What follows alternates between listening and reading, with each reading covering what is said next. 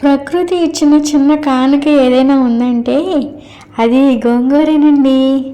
ఈ గోంగూరతో నేను ఇవాళ ఇంటి రుచిని తలపించి ఒక పచ్చడి అయితే సాదా పచ్చడి చేస్తున్నానండి. ముందుగా గోంగూరని అయితే ఇలా ఉడకపెట్టేసుకున్నాను. ఉడకబెట్టిన తర్వాత ఇలా మొత్తం గ్రేవీగా ముద్దలాగా అయిపోతుంది. ఇంకా దాన్ని చల్లారనిచ్చి ఎండుమిరపకాయలు, ఆవాలు, ధనియాలు, జీలకర్ర ఇవన్నీ వేపి పక్కన పెట్టుకొని పోపు పెట్టేసుకున్నామండి. పోపు పెట్టేసుకున్న తర్వాత ఈలోపు మనం మిక్సీలో పెట్టుకున్న గోంగూర పచ్చడిలోకి వేసేసుకున్నాను పోపు. రోలు ఉన్న వాళ్ళు రోట్లో చేసుకుంటే మరింత టేస్టీగా ఉంటుంది.